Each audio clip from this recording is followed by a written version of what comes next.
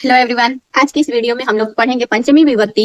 तो आप लोगों की बुक में जो ये दिया है पॉइंट, अपादान कारक में पंचमी विभक्ति होती है। तो ये जो पॉइंट है इसको हम लोग पहले समझते हैं।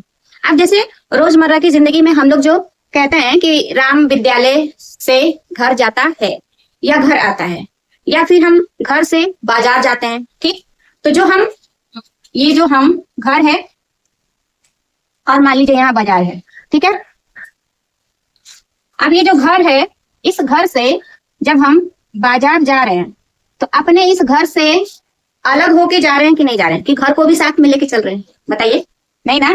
घर को साथ लेके चल रहे हैं बाजार में? नहीं। या फिर हम घर को, मान लीजिए बैग है, बैग को हम साथ लेके चल सकते हैं, कोई हमारा सामान है छोटा मोटा हाथ में लेके चल सकते हैं, लेकिन क्या अपने घर को उठा के फिर बाजार जा सकते हैं? नहीं जा सकते। तो मेरे कहने का मतलब है कि जब हम घर से बाजार जाएं या फिर स्कूल जाएं या कहीं भी जाएं, तो ये घर तो यहीं पे रहेगा। अब इस घर से जब हम जा रहे हैं, चाहे स्कूल जा रहे हैं, चाहे बाजार जा रहे हैं, या हॉस्टल जा रहे हैं, या रेस्टोरेंट जा रहे हैं, या कहीं भी जा रहे हैं, इस घर से हमारी दूरी हो रही है। चाहे बाजार जाएं, चाहे रेस्टोरेंट जाएं, चाहे होटल जाएं, चाहे हॉस्टल जाएं, या फिर कह लीजिए स्कूल जाएं। ठीक है, तो इस घर से जो हम जा रहे हैं, कैसे जा रहे हैं? अलग होके जा रहे हैं। तो कहीं ना कहीं हम अपने घर से बाजार जाएं, चाहे कहीं भी जाएं, तो हम अपने घर से अलग होकर ही जा रहे हैं। इसी तरह हमारा एक और एग्जाम्पल है, पेड़ से पत्ते गिरते हैं। अब पत्ता गिरता है, जब पतझड़ का मौसम आता है तो आप लोगों ने देखा होगा कि बहुत सारे पत्ते आपके छत पे, आपकी बालकनी में, आपके आंगन में, या फिर जहां पेड़ आपने लगाए हैं वहां उस पेड़ के नीचे भी बहुत सारे पत्ते गिरे रहते हैं। तो जो पत्ता गिरा है तो क्या टूट के उसी जगह गिरा है जहां पे वो पहले से था? नहीं। कोई भी पत्ता टूटता है पेड़ से तो वो पत्ता पेड़ से दूरी बना के ही गिरेगा, चाहे भले पास में गिरे, लेकिन उस पेड़ से कहीं ना कहीं कुछ दूरी हो ही जाती है। फिर हवा आती है तो वो पत्ता उड़ के और आगे बढ़ता जाता है। तो जो पत्ता था वो पेड़ से कहीं ना कहीं अलग हो गया। ठीक है, या फिर आप लोग एग्जाम्पल बेस पे सबसे सरल, जैसे मेला लगता है, अब मेले में ही हम लोग जाते हैं साथ में, इतना धक्का मुक्की होता है कि कोई ना कोई, कितना भी हाथ पकड़ा रहता है, कोई ना कोई एक सदस्य जो है दूर हो जाता है हम लोगों से। ग्रुपिंग में चल रहे हैं तो भी हमारा कोई ना कोई एक सदस्य क्या है, दूर हो जाता है हमसे। तो अब उसको हम लोग खोजने लगते हैं कि कहाँ गया, तो वो भी क्या अलग हो गया। तो जहां पे जब कोई चीज किसी चीज से, चाहे वो चीज हो चाहे व्यक्ति हो, वो अलग हो रहा है, तो वहां पर हमारा संस्कृत व्याकरण की भाषा में जो चीज अलग हो रही है और जिससे अलग हो रही है, उसी में क्या लगता है? पंचमी विभक्ति लगता है। ये जो पॉइंट है हमसे यही कह रहा है कि अपादान कारक। अब अपादान क्या होता है? संस्कृत व्याकरण की भाषा में अपादान का मतलब आप ये समझ सकते हैं कि जब कोई चीज किसी चीज से अलग हो रही है, चाहे वो वस्तु हो या व्यक्ति हो, ठीक, और जिससे अलग हो रही है, ठीक है, उसी में हम क्या लगाते हैं? पंचमी विभक्ति लगाते हैं। तो अपादान क्या है? इतनी बात समझ में आ गई ना आप लोगों को, कि जब कोई चीज किसी चीज से दूर हो रही है या अलग हो रही है, उसी को हम बोलते हैं संस्कृत व्याकरण की भाषा में अपादान। अब किसमें पंचमी लगेगी? जो अपादान कारक है। अब अपादान कारक कौन है, कैसे पता चलेगा? कि जिससे वस्तु अलग हो रही है। ठीक है, किससे अलग हो रही है, कहां से अलग हो रही है, इस तरह से प्रश्न बनाएंगे।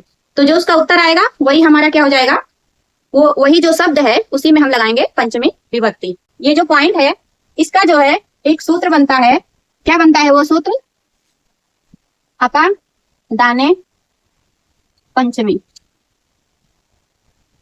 इसका सूत्र क्या बनता है? अपादाने पंचमी। ये पॉइंट में दिया है, यानी हिंदी में दिया है पॉइंट वाइज, और इसी का एक सूत्र बनता है संस्कृत में, अपादाने पंचमी। अब इसका मतलब क्या है?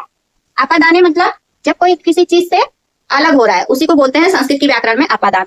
तो अपादान कारक में, अपादान कारक में क्या होता है? हमारा पंचमी लगता है। पंचमी का मतलब क्या है? पंचमी विभक्ति। तब इसका पूरा निचोड़ क्या आ गया कि किसी वाक्य में जब अपादान कारक है तो उसमें हम कौन सी विभक्ति लगाएंगे? पंचमी विभक्ति लगाएंगे। इसका मतलब क्या है कि वहां पे हम पंचमी विभक्ति का जो शब्द रूप बनता है वो लगाएंगे। ठीक, इतनी बात क्लियर हो गई आपको? अब चलिए इसको समझते हैं उदाहरण से। ये जो सूत्र है इसको हम आसानी से एक सिंपल जो हमारा एग्जाम्पल है उससे समझ सकते हैं। वो एग्जाम्पल क्या है? वृक्षात पत्रम पतति। ठीक है, और एक वाक्य ये भी हमारा बनता है, वृक्षात पत्राणि पतन्ति। बस अंतर क्या है? ये एक वचन में है और ये किसमें है? बहुवचन में। ठीक, अब ये जो हमारा एग्जाम्पल है वृक्षात पत्रम पतति, ये तो एक वचन का रूप है, एक वचन में बना हुआ है, यानी एक वृक्ष से एक पत्ता गिरता है, इसका हिंदी अनुवाद ये हो गया। अब दूसरे वाले का क्या हो गया, वृक्षात पत्राणि पतन्ति, वृक्ष से पत्ते गिरते हैं। अब यहाँ पे हमारा जो है अपादान कारक, अपादान कारक कैसे हम पता करेंगे, तो ये जो उदाहरण है इसमें देखिए, सबसे पहले पूछिए कहां से या किससे, ऐसे प्रश्न बनाइए, इसका जो उत्तर आता है उसी में हम लगाएंगे पंचमी विभक्ति। ठीक है, कहां से पत्ता गिरता है या किससे पत्ता गिरता है। ठीक है, कहां से गिरता है, वृक्ष से गिरता है। आंसर क्या आया, वृक्ष आया, क्या आया, वृक्ष, इसलिए यहाँ पे क्या हो गया है, पंचमी लग के वृक्षा। अब दूसरा वाला एग्जांपल देखिए, वृक्ष से पत्ते गिरते हैं, पत्ते कहां से गिरते हैं या पत्ते किससे गिरते हैं, तो उसका भी आंसर क्या आ रहा है, वृक्ष से। तो जो आंसर आया है और यहाँ पे जो पत्ते हैं किससे अलग हो रहे हैं, इस तरह से भी आप समझ लीजिए, तो किससे अलग हो रहे हैं, वृक्ष से, तो जिससे अलग हो रहे हैं उसमें ही हमारा क्या लगेगा, पंचमी विभक्ति लगेगा। ये बात समझ में आ गई आपको। तो ऐसे प्रश्न आप वैसे नहीं, वाक्य को देख के नहीं समझ पा रहे हैं तो आप ऐसे प्रश्न बना के जब करेंगे तो आपका तुरंत निकल के आ जाएगा कि पंचमी विभक्ति किस शब्द में हम लगाएंगे। ठीक, और जब हम प्रश्न बना के पूछेंगे तो जो उत्तर आएगा उसी में हम क्या लगा देंगे, पंचमी विभक्ति का रूप लगा देंगे। ठीक, इतनी बात समझ में। अब बात आती है कि पंचमी विभक्ति को हम पहचानेंगे कैसे। तो क्या है हमारा पॉइंट पहचान, इसको पहचानना तो बहुत आसान है। क्या पहचानना आसान है कि इसका जो चिन्ह है क्या है, से है। अब जब वाक्य में से आगे हम जान जाएंगे कि इसमें क्या लगेगा, पंचमी विभक्ति लगेगा। ठीक है, तो ये तो तरीका थोड़ा डिफिकल्ट है, क्यों, क्योंकि हमारा यहाँ पे आता है कंफ्यूजन, क्योंकि से चिन्ह हमारा क्या है, तृतीय विभक्ति का भी है और पंचमी का भी है। तो आप कैसे कंफर्म करेंगे कि हाँ इसमें पंचमी ही लगेगी। ठीक है, तो इसी बात को हम लोग समझेंगे। जो हमारा एग्जाम्पल है वृक्ष से, वृक्षात पत्राणि पतन्ति। अब इस वाक्य का हिंदी में अनुवाद करेंगे तो क्या आया हमारा, वृक्ष से पत्ते गिरते हैं। ठीक है, क्या बात, क्या हुआ अनुवाद हमारा, वृक्ष से पत्ते गिरते हैं। अब यहाँ पे हमारा से चिन्ह आ गया, पंचमी का जो चिन्ह है क्या है, से है, इसी से ना पहचानेंगे। अब इसमें से तो आ गया, अब हमारा यहाँ पे कंफ्यूजन आता है कि तृतीया में भी से आता है, तो अब यहाँ पे कंफ्यूजन क्या बनता है कि पंचमी रहेगा कि तृतीया रहेगा। ठीक है, तो पंचमी है कि नहीं ये कंफर्म करने के लिए हम ये देखेंगे कि जो वाक्य है उसमें कोई चीज किसी चीज से अलग हो रही है कि नहीं। तृतीया में क्या है, सहयोग रहता है, कोई भी चीज है तो उसका सहयोग रहता है, लेकिन पंचमी में क्या होता है कि कोई चीज एक दूसरे से अलग होती है। तो तृतीया और पंचमी का जो चिन्ह है कहीं ना कहीं कहिए क्या है, एक दूसरे के अपवाद है। किस तरह से, उसमें चीजें जुड़ती हैं, सहयोग रहेगा, लेकिन पंचमी में क्या है, चीजें अलग होती हैं। ठीक है, तो जो हम बोलते हैं अपोजिट, वो चीज आपको तृतीया और पंचमी का जो चिन्ह है उससे समझ में आ सकता है। लेकिन इस कंडीशन को हम कैसे पहचानेंगे कि से चिन्ह तो तृतीया में भी है पंचमी में भी है। तो इसको कंफर्म करने के लिए हम क्या कहेंगे कि से चिन्ह तो आए, लेकिन अब यहाँ पे हम पंचमी विभक्ति लगेगा कि नहीं लगेगा या पंचमी विभक्ति है कि नहीं, वाक्य को देख के कैसे समझेंगे, पहले तो चिन्ह देख लेंगे से है कि नहीं, इतनी बात क्लियर हो गई।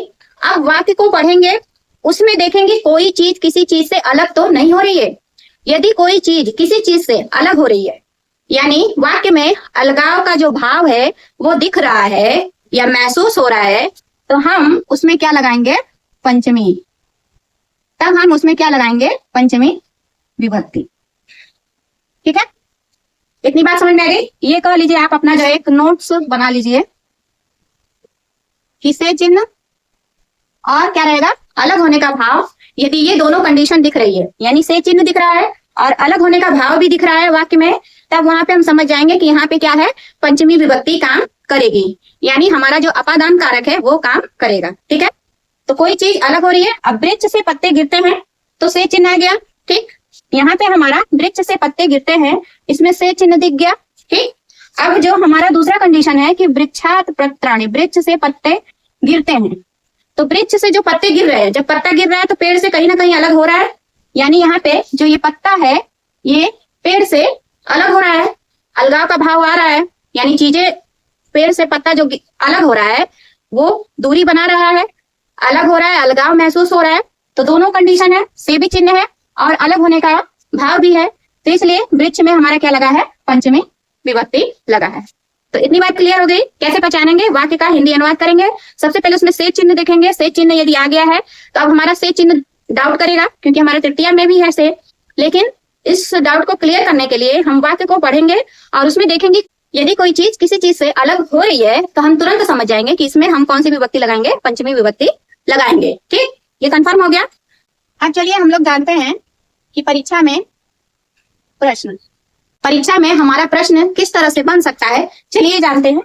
पहला तो हमारा जो है रिक्त स्थान बेस पे पूछ सकता है, जिसको हम इंग्लिश में क्या बोलते हैं, फिल इन द ब्लैंक्स। ठीक है, फिर पूछ सकता है कारक और चिन्ह से, कारक और चिन्ह क्या है। फिर या फिर पूछ सकता है अपादान में विभक्ति कौन सी लगेगी। फिर और क्या हमारा पूछ सकता है कि कौन सा सूत्र